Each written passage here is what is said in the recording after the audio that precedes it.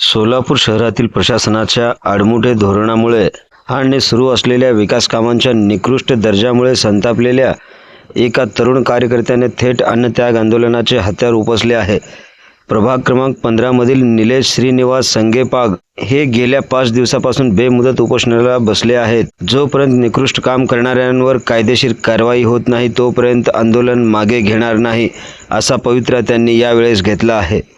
काय आहे ही बातमी सविस्तरपणे जाणून घेण्यासाठी आपण जर पहिल्यांदाच NGTV मराठी न्यूज चॅनलवरती आला असाल तर नक्की सबस्क्राईब करा. नमस्कार, मी बंदगी NGTV मराठी न्यूज चॅनलमध्ये तुम्हा सगळ्यांचं सहर्ष स्वागत करतोय. सोलापूर शहरामधील प्रभाग क्रमांक 15 मध्ये नेमकं घडलंय काय? प्रभाग क्रमांक 15 मध्ये सुरू असलेल्या कामांच्या दर्जाबाबत निलेश संगेपाग यांनी वेळोवेळी तक्रारी केल्या होत्या, मात्र कोणत्याही प्रकारची ठोस दखल न घेतल्याने त्यांनी 12 फेब्रुवारी 2026 पासून बेमुदत उपोषणाला सुरुवात केली आहे. यामध्ये ते अन्नत्याग आंदोलन सुरू केले आहेत. आज त्यांच्या आंदोलनाचा 5वा दिवस असून त्यांची प्रकृती खालावत असल्याचे चित्र दिसत आहे. यावेळेस आंदोलनकर्ते म्हणतात, निकृष्ट काम चालणार नाही, दर्जेदार काम आणि संबंधितावर कारवाई झाल्याशिवाय मी हे उपोषण मागे घेणार नाही, अशा शब्दात निलेश संगेपाग यांनी आपला निर्धार व्यक्त केला आहे.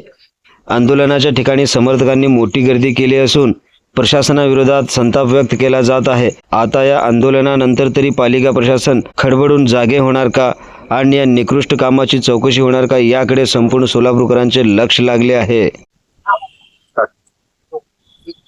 दिनांक 12 फेब्रुवारी 2026 पासून मी अन्नत्याग आंदोलनाला बसलेलो आहे. आज जवळपास 4 दिवस पूर्ण 5वा दिवस संपत आलेला आहे.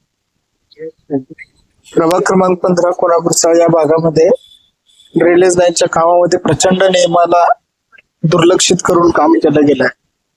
ते काम नियमाप्रमाणे झालं पाहिजे आणि ज्या लोकांनी नियमाला दुर्लक्षित करून काम केलेलं आहे त्यांच्यावर कारवाई झाली पाहिजे, अशी मागणी घेऊन मी अन्नत्याग आंदोलनाला बसलेलं आहे. आणि जोपर्यंत मागणी पूर्ण होणार नाही, ठोस कारवाई होणार नाही अधिकाऱ्यांकडून, तोपर्यंत मी उठणार नाही, अशी भूमिका घेतली.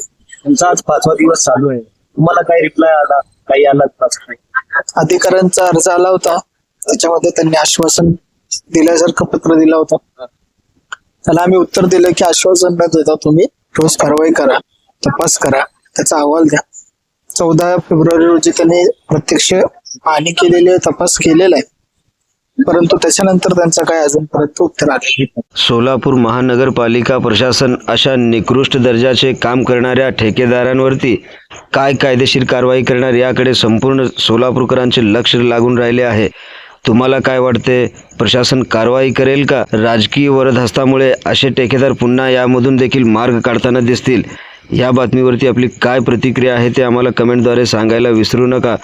तसेच आपल्या हक्काच्या NGTV मराठी न्यूज चॅनलच्या सर्व सोशल मीडिया हँडल्सना आत्ताच लाईक करा, शेअर करा, कमेंट करा, सबस्क्राईब करा.